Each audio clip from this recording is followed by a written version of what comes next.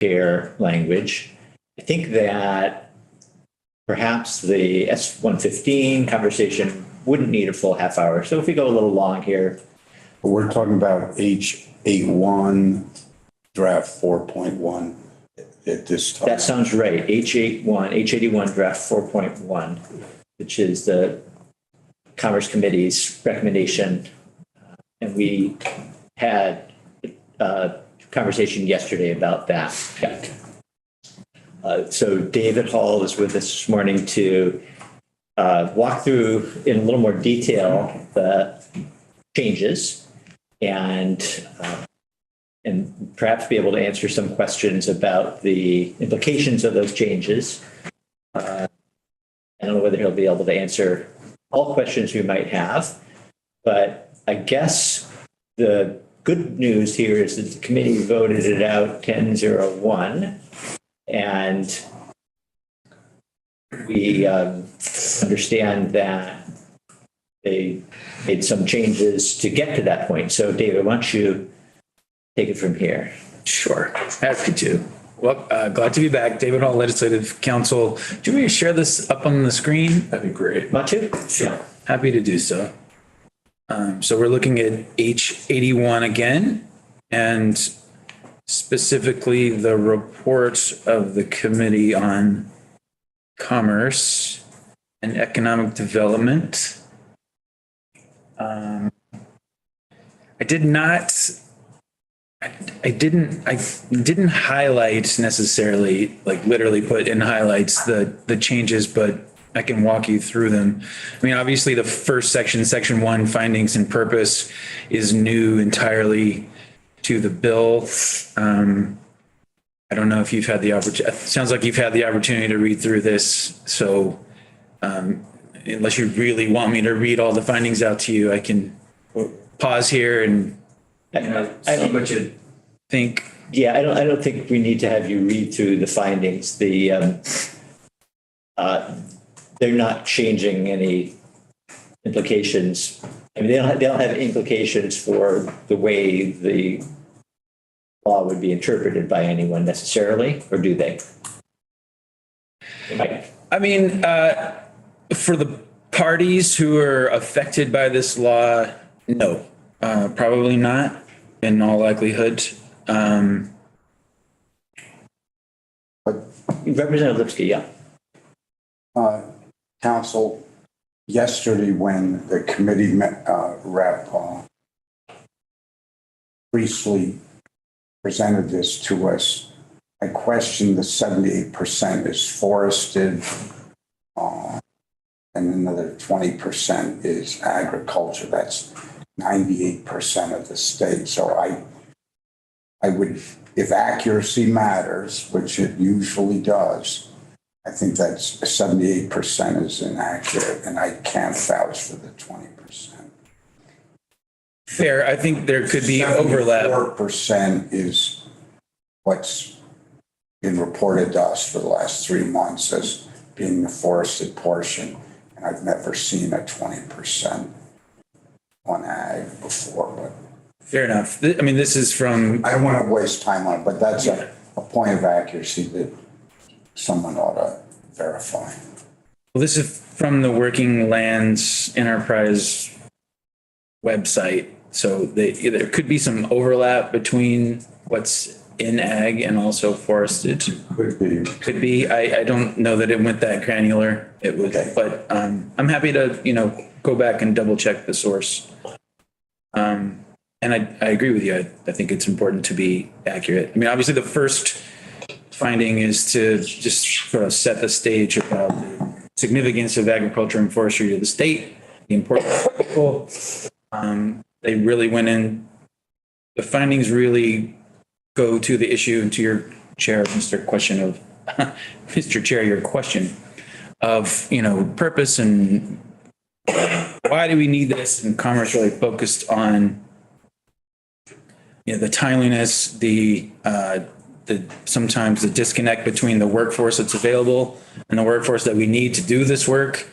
The access to equipment and to parts and other stuff and, time critical industries. So you asked about who would this affect. I guess I would say that, again, if it comes back to any sort of legal problem and a court would balance the state's interest in passing this law versus its impacts and burdens, then it's good to articulate what the state's interest is in regulating within this sphere and to demonstrate why this legislation is necessary to ensure and further that interest, namely the interest that farmers and foresters have in ensuring they can continue with their livelihoods by having operable equipment.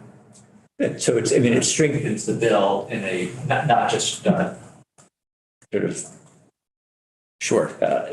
in an actual, Yeah. stronger sense than maybe I was thinking. Yeah. I think, findings can serve basically a few functions. One of them really is to message to your colleagues and to the universe, what you found and why this is important and relevant. Another is to explain to,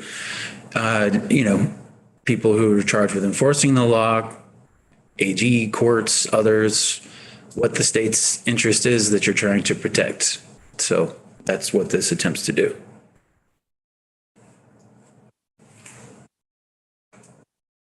Any more questions on section 1? All right. Section 2, the short title is still the same. Section 3 in the chapter title, they added forestry equipment, but otherwise the same. In the definition of agricultural equipment, you'll see on line 17, they added the words off-road. And then in line 19, they added another principally associated with livestock, pretty minor stuff. The authorized repair provider definition is the same.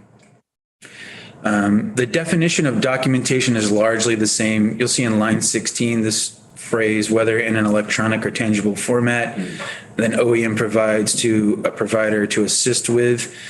That snippet of text came from basically the Colorado law to try to round out our definition, make it consistent with theirs. It's a very minor change, but they were interested in having that consistency.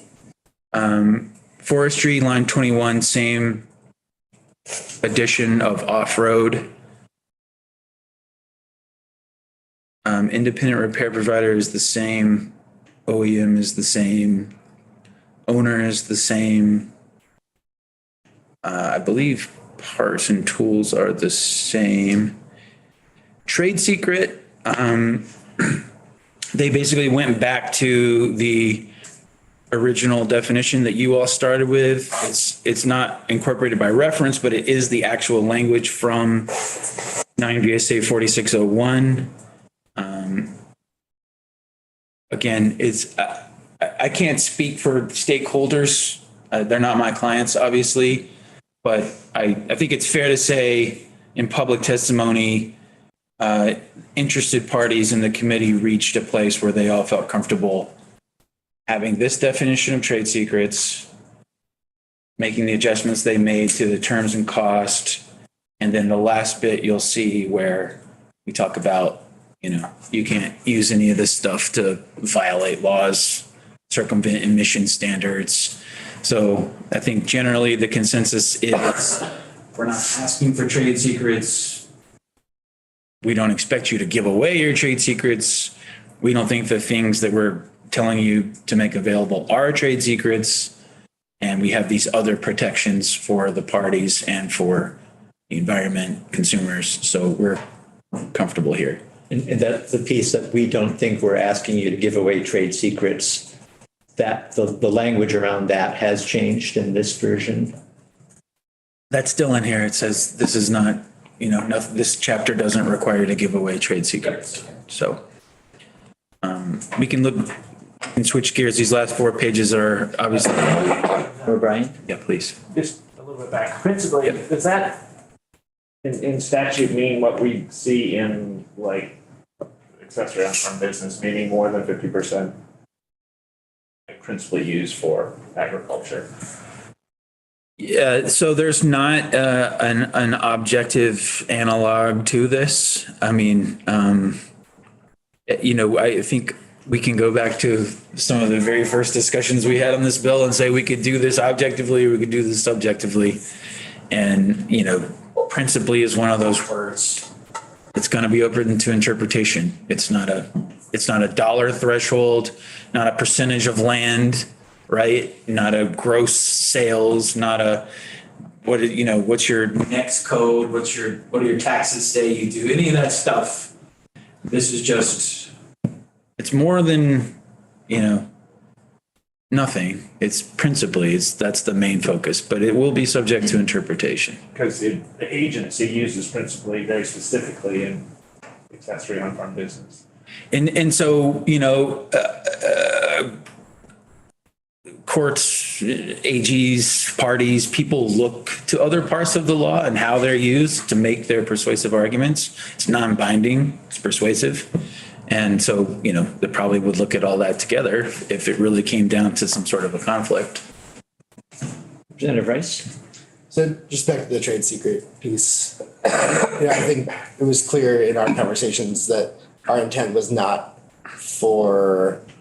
yes, you sort of like legitimate trade secrets is not what we're asking for, but also we don't want anything to be to be claimed as a trade secret. Right. And so I just wonder if you could speak to Sure. what you think this does.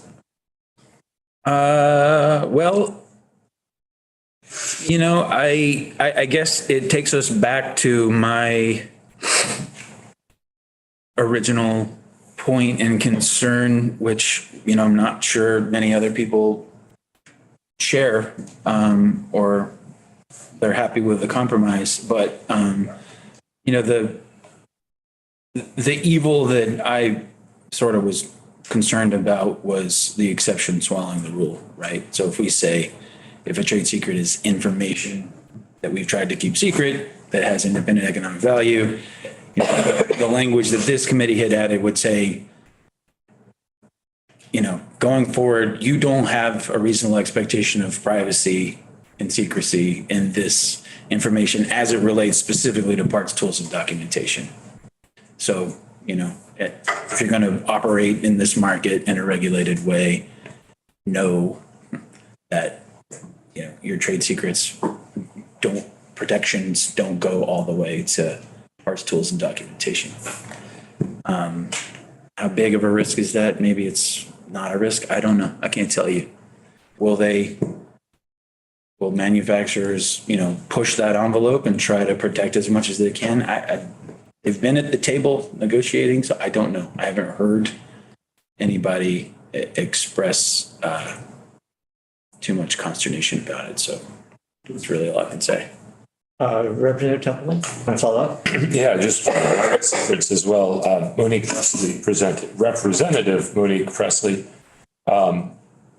presented to us yesterday, and what she presented didn't have that trade secret stuff in it. I'm wondering, has that been added since then?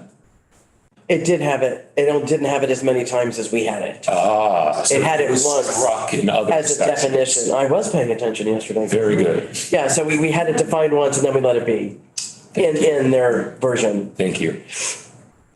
So it still has 4054A here, which says, What page are you? that is 10. Okay. And that is consistent with what you all passed, again, say, we're not enacting this law to make you give away your trade secrets. Yep. We don't think these rise to the level of trade secret in most instances. Representative Love? And the folks at the table in the commerce was like John Deere, who was in the room with you guys when they said, we're okay with this? Yeah, I'm gonna just let them speak for themselves. Okay. Let's go back to the actual language here. Okay. We should really have time to, This makes me a little worried. yeah. Okay.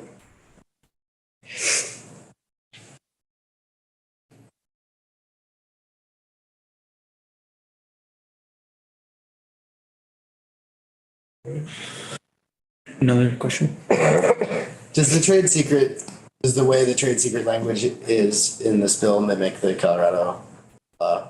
Is that a piece that, I know Yes. there's pieces that were, It has basically the same definition, and as with most of the right to repair legislation, it says this shall not be construed or is not intended to require you to give away trade secrets, so. Good. Ready for 4052? 4052. All right. So, we can come all the way back to the discussions we've had in here about what is the duty, to whom does it apply? You'll see in A1, the duty still flows to the OEM to offer for sale or otherwise make available to independent repair providers or owners, parts, tools, documentation that the OEM offers for sale or otherwise makes available to an authorized repair provider. Full stop. So you had said, subject to two pieces below, on substantially the same cost, subject to, at substantially the same, on substantially the same terms, subject to. So, we had, let me move ahead before I say we had. A2 is the same piece you had about if this includes some sort of a lock or, code that you need to be able to undo and put back to do the services, then you have to give that too. And then 3, I'll say an OEM may make parts, tools, and documentation available to an independent provider or owner through an authorized provider that consents to sell or make available parts, tools, documentation. So that is, it's not the same words, but it's basically the same principle that came out of here. You had said, if allowed by an agreement between the dealer and the manufacturer. So basically you had said, if their franchise agreement allows it. And this is similar. It doesn't mention direct sales, and it says, as long as the authorized repair provider consents or agrees that, yeah, we'll be the people to sell the parts, the tools, documentation, then that's a way the OEM can fulfill its duty. Otherwise, they're gonna have to figure out something else, which could include direct to consumer sales. So, Representative Graham? yep. So I'll go back to when we had our previous discussions. A dealer would have to sell the parts at the same cost they pay for. No. So that is a good question, and I want to look at that in conjunction with the next two pieces. So part 1, to answer your question, 3 says dealer only has to sell the stuff if they consent to do so. So the question becomes, all right, on what terms and at what cost? And whereas you all had said, you'd set up this construct of substantially the same terms and cost, subject to, these considerations. It costs you more to work here or to send it, no burdens, blah, blah, blah. They kind of went back to the fair and reasonable terms construct to allow the parties to negotiate the price and the terms of a sale. But B, terms and limitations here is modified a bit to clarify what you'll see in really starting on line 9 here. And this says, the OEM shall not impose an additional cost or burden that is not reasonably necessary within the ordinary course of business or is designed to be an impediment on the independent repair provider or the owner.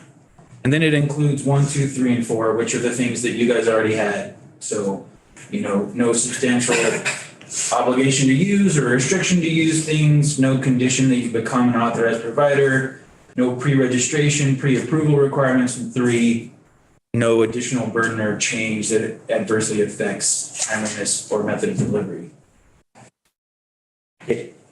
This feels sort of like the fair, sorry, what was the language that we struck? Right. Yeah, fair and reasonable pricing. Yep. It's kind of on that same level. Let me finish with C and then I'll answer your question and say yes. Okay, thank you. So under C, there's one more piece about cost. And so an OEM shall offer or otherwise make available to an independent repair provider and owner. So at a cost, one, fair to both parties, considering the agreed upon conditions, promise, quality, timeliness of delivery. And two, that does not discourage or disincentivize repairs. So again, when it left this committee, your construct was the substantially the same costs and terms unless there's some legitimate market basis for you having a higher cost or different terms, right? And then this shifts back to the construct that is negotiated between the parties, fair to both parties considering terms, conditions, and subsection B sort of across the board says you can't use this as a tool to impose some sort of roadblock, impediment, burden that would discourage an independent provider or owner from availing themselves of the opportunity afforded in this bill, right? So, we had our option A, option B coming out of here. You guys said substantially the same unless. They said fair and reasonable to both parties. Again, I can't speak for the interested stakeholders in these discussions, but there is consensus around this construct to the extent there's consensus. Yeah. So when I go to a dealer to get a part, I know I'm paying more for that part than the dealer paid for. Cost of doing business. So if an independent repair guy goes to that same dealer, he should pay the same price I have to pay. Correct? Not under this. Under this, the independent repair provider would go to the authorized dealer and say, I need to buy X, Y, and Z. And the dealer is going to say, well, here's the price. And it's got to be fair and reasonable to both parties. They've got to negotiate that. But there's no construct now that says it has to be substantially the same cost as what the authorized dealer paid. Rather, the parties will negotiate what the price and terms are. They have to negotiate that. An independent repair provider Right. negotiate the price. Basically. So They could buy it for less than, if there was an agreement, they could buy it for less than they that. could try. They could also go online and try to order it directly from the manufacturer or from somebody else. Right. So it's really more of a market sort of driven construct. That would be confusing. Yeah. I just wondered if, I don't know enough about franchisee relationships with OEMs, but do they have sort of opt-outs? Like this is saying if Tom Deere dealership can say, no, we don't want to do this, that's within their rights, but the contract with the OEM says you essentially have to follow this and this rule. Right. So this does not, as far as that relationship goes, this chapter does not change that dynamic or the terms of that franchise agreement. And in fact, this says there's no duty here imposed upon the dealer. They can sell this stuff if they want to. They don't have to. If that's governed under their franchise agreement, that's a separate issue. We're not affecting that. And the law that we have on franchise agreements does not address that. That law is more geared towards the protections of dealers if non-renewal of franchises, if they go out of business, does the manufacturer have to buy equipment and stuff back from them? So that's really sort of a different slate of regulatory provisions than what this deals with. To answer your question? I just don't know if, how much dealerships ever have a chance to say, we're not doing this OEM, Sure. which is what we're giving them the power to do here, right? I'd say this is neutral on that. It doesn't require them, nor does it prevent them from engaging in that market activity. And then our other law doesn't affect their franchise agreement. So, realistically, how much power do they have to say no or yes? This is at least neutral on that question, and I don't know the answer. It would vary from franchisee to franchisee. So we've got Representative Supranant, I think Representative Templeman had a hand up, and I see Representative Lipsky, and out of the corner of my eye. Go ahead. This will be quick. It's off of Representative Graham's question, actually, and it's when an independent repair provider or shop purchases that part, will the customer pay for that part at the same price that they purchased it in? Like, is there anything within the independent repair provider that they can lift that price, or are they just paying exactly that price in for the labor? It's silent on that question. So, and the answer is all of the above could happen. Everybody could mark it up all the way down the chain. Everybody could sell it at cost all the way down the chain. It's going to be a privately negotiated transaction at each instance. So it's possible that a consumer could be paying more. Sure. What if that they gone normally? Yep, it's possible. Which I would say was always the case. I mean, that was the case in our version as well. Right. Yeah. Was it though, when we had the language, substantially similar, I believe was the language, does that reflect? So that specifically went to the question of, what will the independent shop or the owner be required to pay? And you all had said, OEM has to make this available to the independents, basically at the same terms and cost, unless there's some reason they need to mark it up. Costs more to ship it there, more distribution, maybe they have to increase their production. But there has to be a good reason, legitimate business reason for them to increase it over the cost that they were charging to the authorized provider.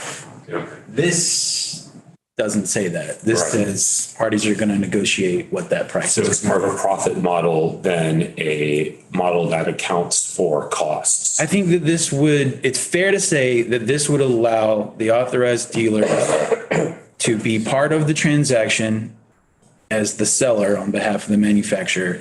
It would allow them to mark up a part to sell to an owner or to an independent provider. And then if you're the farmer and you're going to your independent shop and you've got this intermediary, yes, there could be a markup there too. Yeah. So So this is actually a reflection of a higher cost. Potentially, this could be more expensive than the original way we wrote it. it's possible. Yes, Yeah, okay. it's possible. Representative Lipsky. Yeah, I think I'd like to focus on the positives. And this bill was about timeliness and access to this diagnostic equipment. And I think this bill provides that. It was hours or a day, not weeks or a month to get access when you have a crop down. So it was never about trying to get something for nothing or something at the most reasonable. It was about getting access to it in a timely manner. And I think the bill goes a long way in adding that value. Representative Graham. I have three things.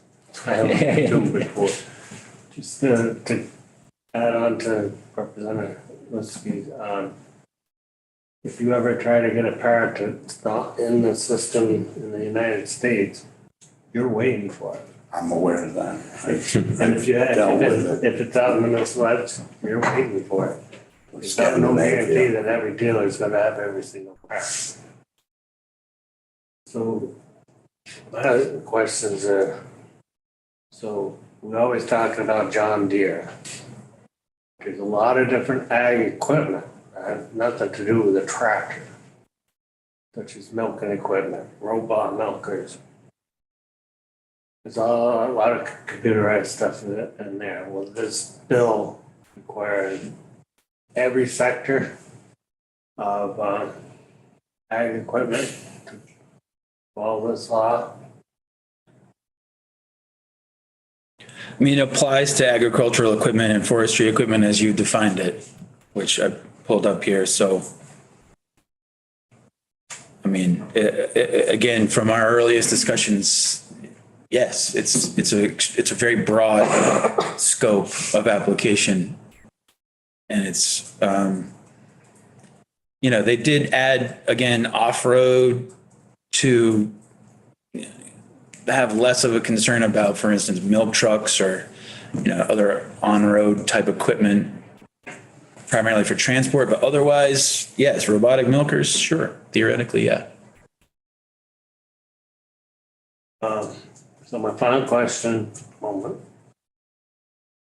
And this may be a hypothetical thing, but let's say the dealer or the manufacturer sells diagnostic information to an owner or independent provider. And either one of those puts a screwdriver in to try to loosen up a screw, hit something, and blows up the computers and sets the tractor on fire. Okay. Is there any way that liability will go back to the dealer or the original manufacturer? I can't say unequivocally there's no way, but I mean, if you break it, you bought it in most cases. Manufacturers' product liability are more about design defects, manufacturer defects, misrepresentations in what something does or is designed to do, and then it doesn't meet that mission, things that are inherently dangerous. So that's not really implicated in your scenario. This is more like, I tried to fix it and I broke it. If you made a mistake and hit Right. something they shouldn't have. Right. I think it's unlikely that would get back to the manufacturer. I'm not going to say nobody is ever going to make the claim. Well, I wouldn't want them to be able to come back and say, well, you didn't tell me not to hit that screw. Right, yeah. Okay. Not sure what to do here. No hands. I have one more, there is one more addition at the very end. Question, I'm sorry. Oh, excuse me, I apologize. I was looking down, not up.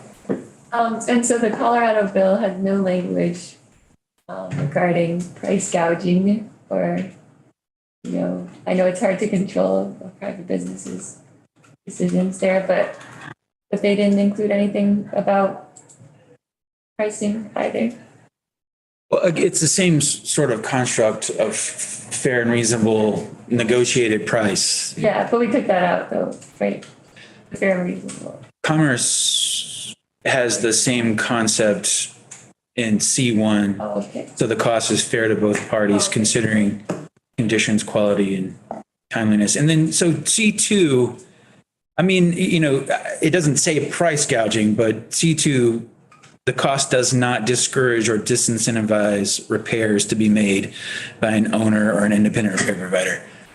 I don't love that language. I think it's a little bit nebulous, but at the same time, again, there seems to be consensus around. Is there language you would prefer there in number 2? Off the top of my head, I can't offer anything. I flag it because what does it mean that a cost would discourage or disincentivize a repair by an owner, independent repair provider? That's pretty loose. I don't. Same time, again, this is a subjective model that the legislature has taken throughout. As I said at the very beginning of our discussion on this bill, the objective approach is to say wholesale price plus X% markup or a cap or does, again, have this substantially similar construct with deviation on a reasonable basis. Here we've gone sort of back to we want negotiation, but we don't want you to abuse the market power or relationship. And if it gets to the point of conflict, again, it starts with private negotiation between parties. The next step is enforcement, potentially. And it's up to somebody else, AG's office, court, to decide, Did you abuse your power? Is this unfair? Did you increase this price or change this term specifically to impose an unreasonable burden on the purchaser so they would not avail themselves of the rights afforded in this chapter? Does that help? Yeah. Okay. So if you want me to cover the last piece that Commerce added, it's on page 11, subsection C. So this is modeled after the Colorado law. And so, this is sort of a new concept to this bill. This is a prohibition on action by independent repair providers and owners. And, because of the way that this bill is constructed in the enforcement piece, they potentially could be subject to enforcement by the AG's office or through private action for violating subsection C. So under C1, they shall not modify equipment to deactivate a safety notification system, except as necessary to provide diagnosis, maintenance, or repair services, to access any function of a tool that enables the provider or owner to change the settings for a piece of equipment in a manner that brings the equipment out of compliance with any applicable law, safety or emission law, except as necessary to provide services. And then 3, they shall not obtain or use parts, tools, or documentation to evade or violate emissions, copyright, trademark, or patent laws, or to engage in any other illegal activity.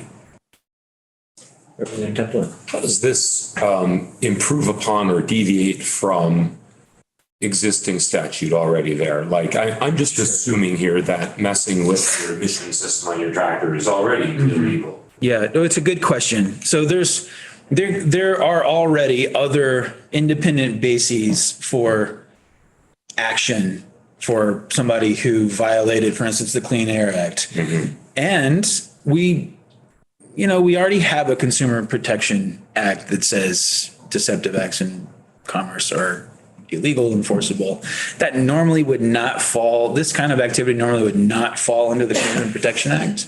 But by saying here that, one of these violations is a de jure violation of the CPA, it brings in the machinery of enforcement that's available there. So you could be breaking multiple laws if you do some of the things that are here. For instance, if you wrongfully obtain a trade secret, then that's a violation of our Trade Secrets chapter in Title IX. With this addition, it could also be actionable under this chapter. And with this addition in place, will the owner and or repair services still have access to the tools, diagnostic equipment that would allow them to break the law? Or is that now removed from the package of items, tools, equipment that the owner is eligible for? Yeah, so the C doesn't change accessibility to parts, tools, and documentation. It regulates what you do with them once you have them. Yeah, thank you. Sure. Yeah, good. I think that's a really important point. And, we heard a lot about this and the response was it's already illegal. I think having it here, counters that argument when the Senate gets this bill, it'd be less likely that will be presented as a reason not to have legislation like this spelled out. John? Does anybody know if the sort of diesel truck world already has right to repair? I would have to look back and bring forward the research I did since the last time I looked at it. Last time I looked at it, they had been expanding the right to repair agreement to include larger trucks. But that was several years ago. And frankly, I don't know at this point how far that has spread into that market. I'm not sure. Because I'm just thinking, some LFOs on their own milk trucks, loggers are really integrated on their own log trucks, and whether those OEMs, Sure. Rice dealers will all something like, well, we're Yeah, dealing with agricultural equipment here. I don't know the scope of it. Section 4 also has been changed. Very good observation. That date is moved out to January 1st of 25. And My recollection is we had an effective date of this summer. Clearly, well, maybe it's not clear. Who knows what could happen, but in the event that the Senate doesn't take the bill up this week or next, or the following, it will be the 2024 anyway before anything happens. So I think that's fair. So I guess, is there a reason that you are privy to or can share about why pushing to January 2025 instead of summer 2024? So public testimony, there were people who wanted this to be later. The primary driving consideration here was that it will be another biennium probably before this takes effect. And that will give basically an additional 6 months to bring production up to scale and respond to the duty in the law. So it was the combination of trying to give some lead time plus the reality of where we are in the procedural process of our legislative session. Just, you probably know the narrative better than I do, but in right to repair history, right, the Massachusetts passed a right to repair for automobiles, right?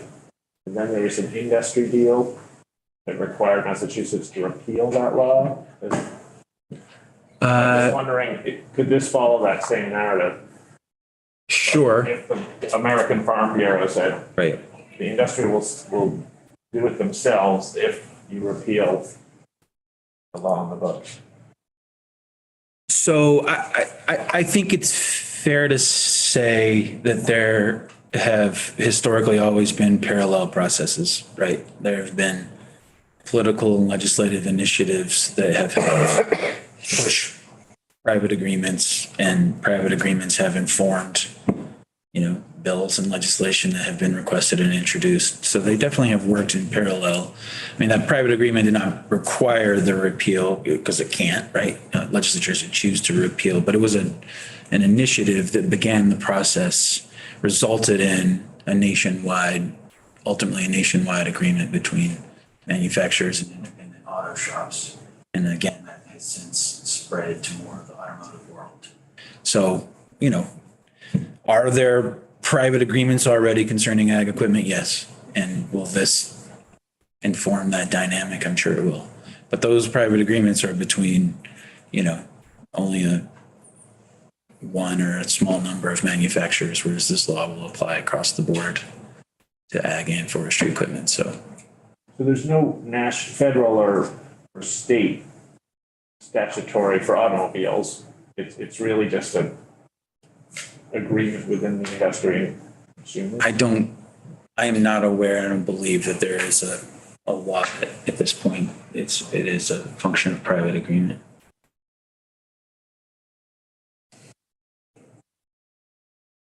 have we covered the language completely here?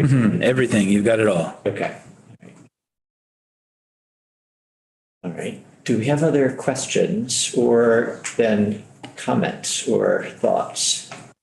Representative. Well, I'd move that motion that we either take a roll vote on this or a straw vote, and if that motion is seconded, you could have questions at that time, Discussion, yeah. or discussion or comments. Yeah. And just procedurally, we're just taking a straw poll.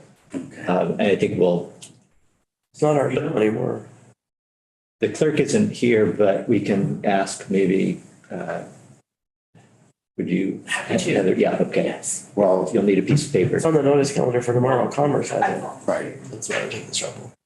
we can still take a poll. So the House, our colleagues would like to, will want to hear our, and we don't, it's on notice today, so we don't need to do this right now. If there are still things people want to talk about it, motion notwithstanding, which I think I should ask for before you make it actually, technically, but appreciate your Enthusiasm. yeah.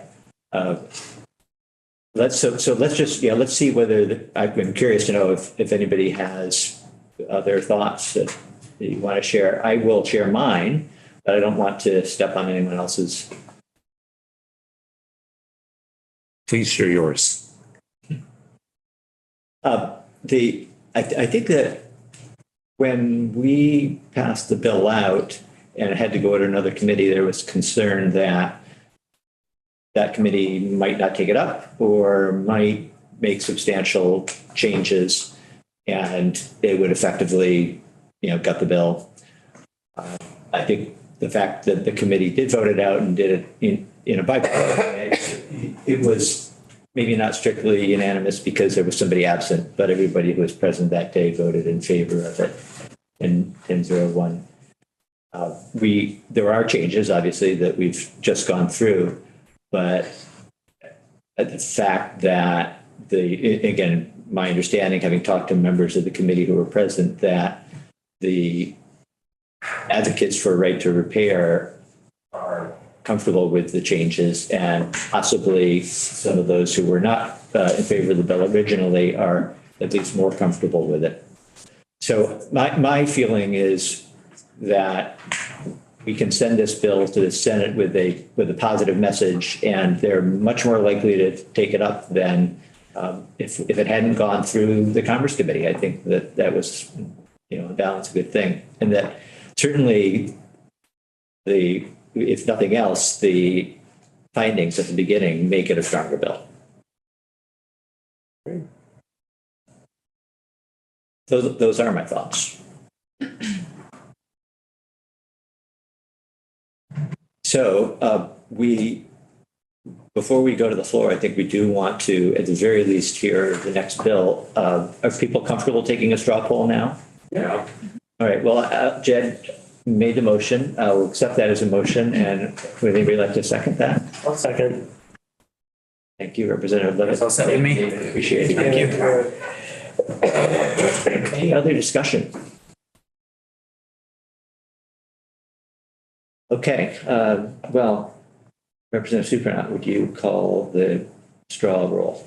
Yes, so this is a straw poll vote on H81, an act related to the fair repair of agricultural and forestry equipment. Representative Esme Cole. Yes. Representative Rodney Graham. No. Representative Josie Levitt. Yes. Representative Deb Lipsky. Yes. Representative John O'Brien. Yes. Representative Henry Pearl. Representative Mike Rice. Yes. Representative Heather Supranat. Yes. Representative David Templeman. Yes. Representative Charles Wilson. No. Representative David Durkee. Yes. Okay, great. So your vote results are be 7 in favor, 2 opposed, and 1 absent. Does that not make sense? They're only 10. Yes. There should be one more. Didn't I say that? 7 opposed? 2. Or Oh, 7 in favor, 2 there are- opposed? 8 in favor, Yeah. 2 opposed, and 1 absent. 8 in favor, 8 2 for- opposed, and 1 absent. Because there were 11 of us. Yes. That's for the rest. Hopefully that's accurate. Yeah, That's I think not- that's accurate. that sounds great. What did you pick for 6? Sorry to put you on the spot. But- No, that's Sorry. fine. No. We're good. Should be able to do simple numbers. Okay. Yeah. I see 7. I know. So what's missing on that? I can have it. All right, well, while you're looking at that, let's ask Mike to come and sit down. I have like no time. Like prices, yeah. I skipped your vote.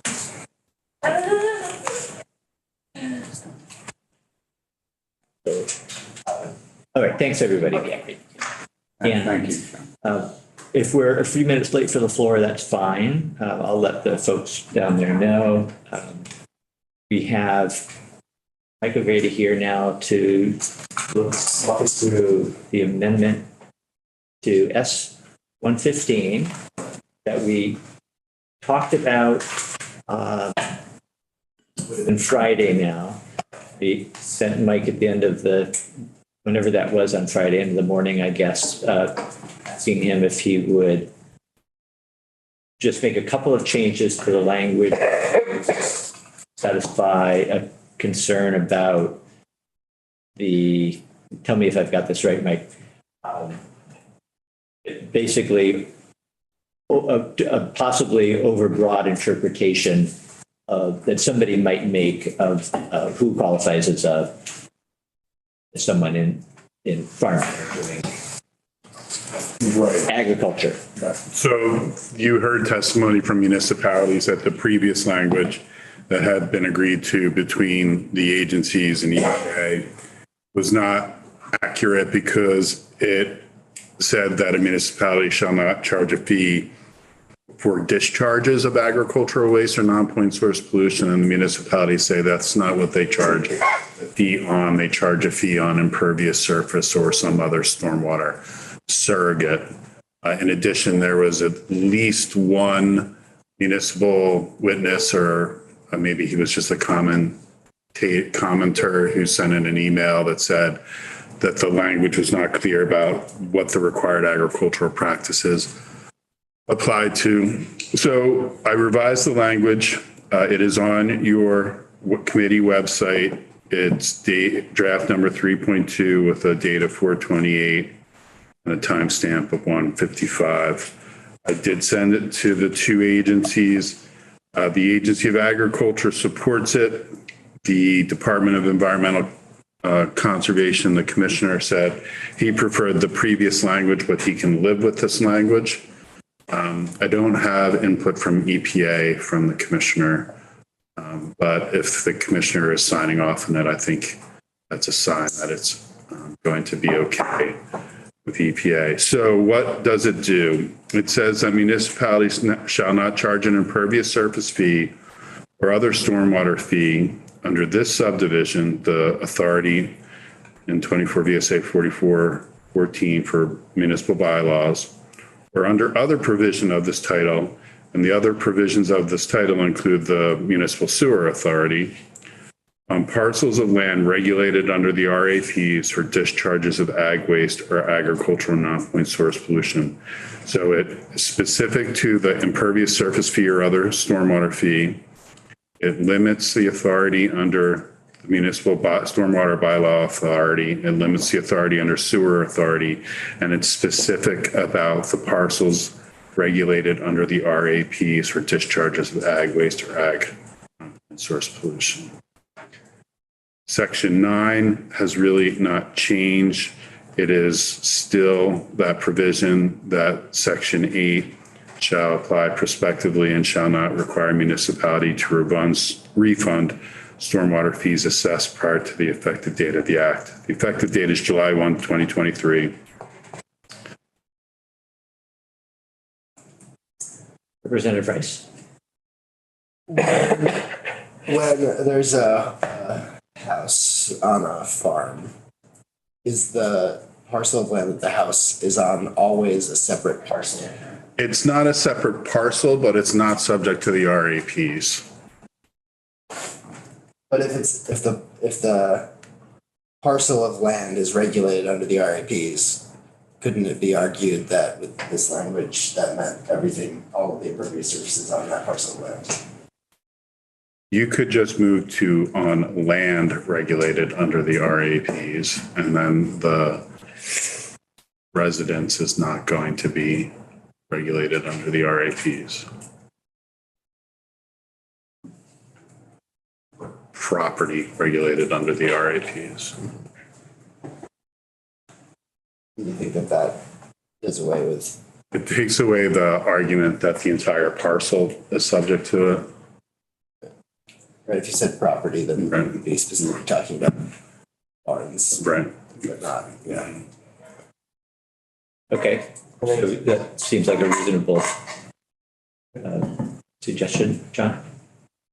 Like, how do they draw the production area on farms? Because we were thinking also of, say, a dormitory of ag worker housing. In addition to residences. So generally they use the EPA definition, and then it's site by site.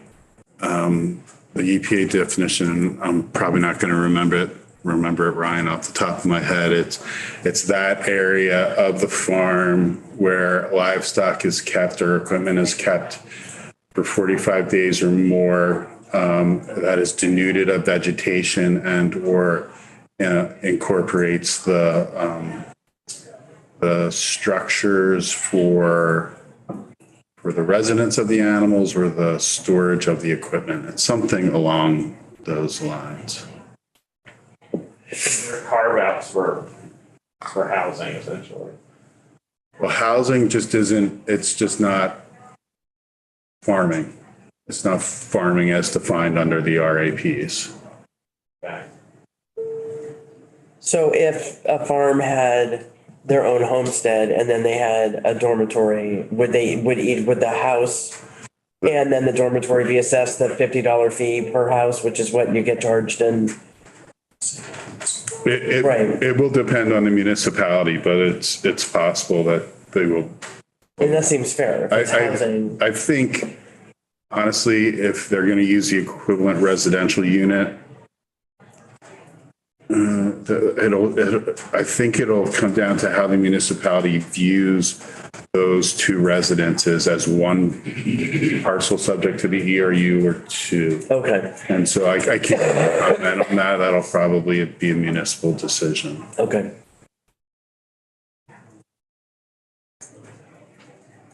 Other questions?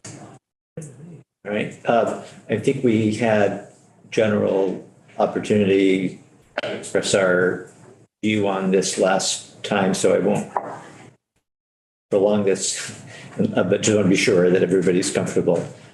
We did hear just now one suggestion. I think what we can do is You can vote attention on that change. and call it draft 3.3. This is an amendment. Yes, yep. All right. Representative Graham moves that we amend. Second. Representative Lipsky seconds. All right, you may call the roll. Okay, great. This is on the amendment. Representative Esme Cole. Yes. Representative Rodney Graham. Yes. Representative Josie Levitt. Yes. Representative Jed Lipsky. Yes. Representative John O'Brien. Yes. Representative Henry Pearl, absent. Representative Mike Rice. Yes. Representative Heather Supranat, yes. Representative David Tumpman. Yes. Representative Charles Wilson. Yes. Representative David Durfee. Yes. And the vote is 10-0-1 on the amendment. Okay. And Exciting. A lot done today. Still got to move the bill. yeah, so now we'll take another vote. Before we do that, Representative O'Brien. Oh, well, I guess that's where we're headed. I just wondered if we had other amendments to other chapters of what we got from the Senate. Yeah, so right, this is a larger bill with sections on other things than stormwater. And Eggs being one of them, yeah. I think we were good with all of that, but again, we'll pause and see if anybody had anything else they wanted to mention. So it will be a motion then to in favor of S-115 as we've just amended it. Make that motion. Representative Graham, second, Representative O'Brien, seconds. All right, would you call the roll? Okay, Representative Esme Cole. Representative Rodney Graham. Yes. Representative Josie Levitt. Yes. Representative Jed Lipsky. Yes. Representative John O'Brien. yes. Representative Henry Pearl, absent. Representative Mike Rice. Yes. Representative Heather Supranat, yes. Representative David Tumpman. Yes. Representative Charles Wilson. Yes. And Representative David Durfee. Yes, Results are 10-0-1. that sounds right. It adds up. That's it. Ooh, nailed it this time. Thank you, everybody. I just want to say that we'll ask Mike to just make that change and then, Are you going to be, are you the reporter? Yes. Okay, so you're going to have to deliver the amendment to the House clerk. Okay. Okay? we'll work that out. Yeah, we'll make sure that you know what you need to do. Yep. Who was the amendment sponsor? Is it all of us? It's the committee, It's just, because you have possession of the bill. This is your report. okay.